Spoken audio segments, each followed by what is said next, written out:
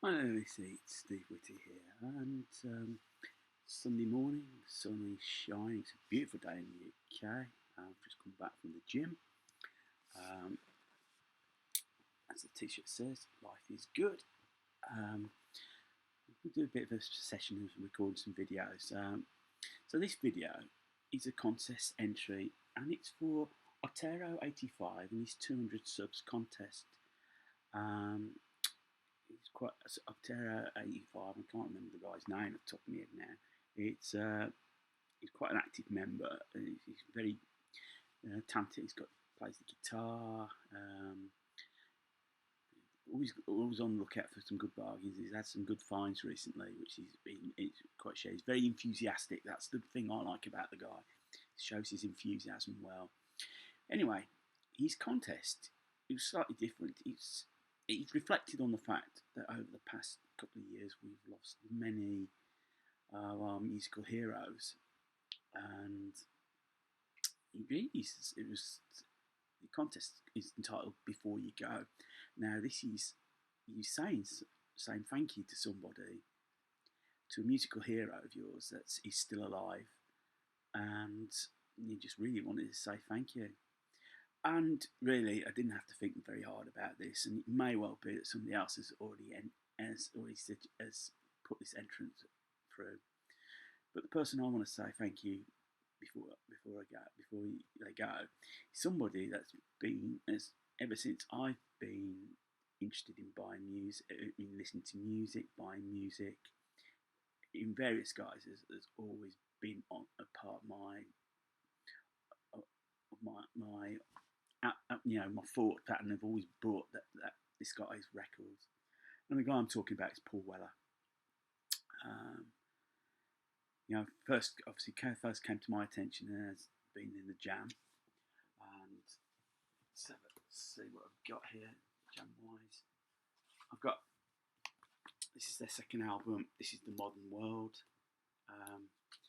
The Jam came out on the the punk new wave explosion in '77, but there was something more to them than that. They sort of weren't afraid to hide on the fact, show the fact that they loved the '60s, the Who, the whole mod ethic. Paul Weller has never shone ahead from that, and his love of that, the way they dressed.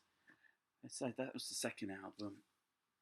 The fourth album, really the big breakthrough album for them, Setting Suns. It's got Eaton Rifles on it, which was their first top, I think the first top 5 single.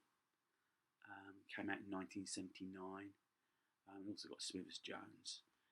And the Jam built up a head of steam, and by 1982, they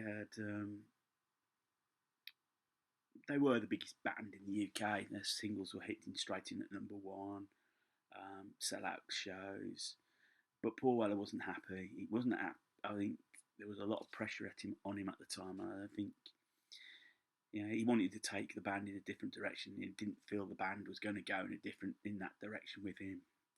So he took the brave step, some might say foolish step, of splitting the band up in 1982 when they were at the peak. And like all good bands, they never got back together again.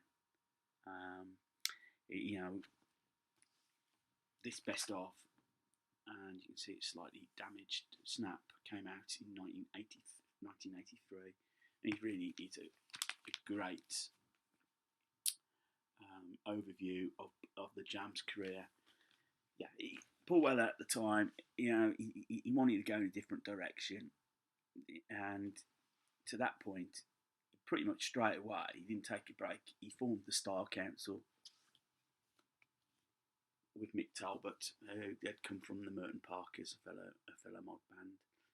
This is their debut album, Cafe Blur, and Paul, he was listening to a lot more soul, a lot more jazz, and Paul Weller was moving in that direction. He was exploring more different lyrics, and it was becoming more political. The '80s were a time where people became political.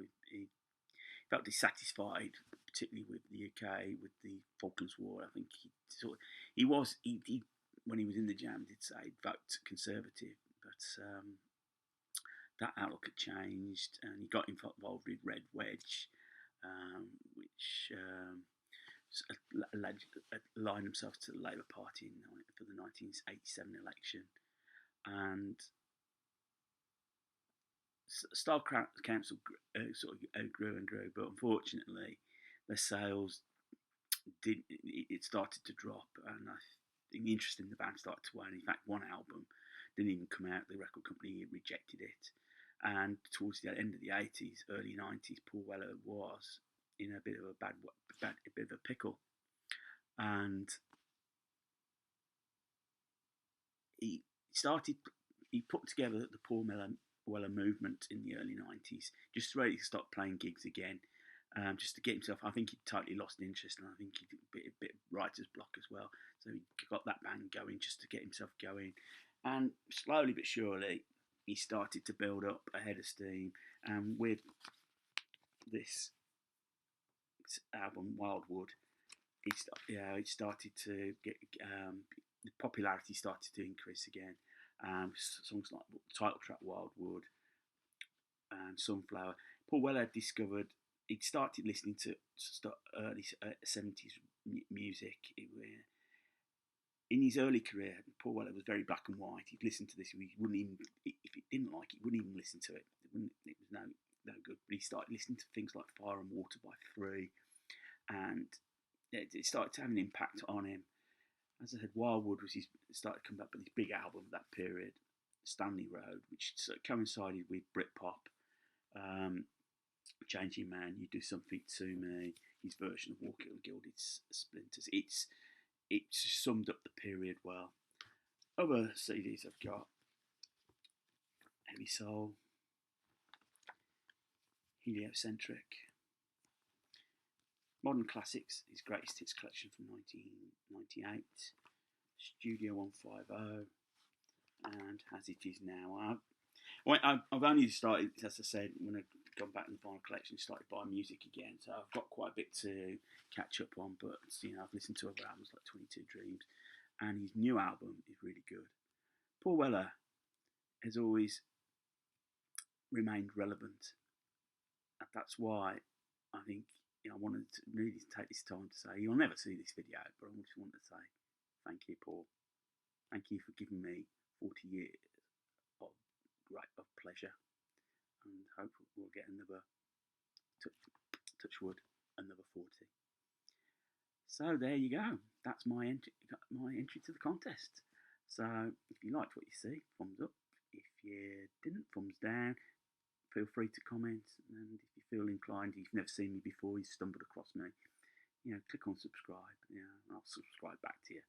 So from me, just say thank you, and check out Otero85 channel. Really is good.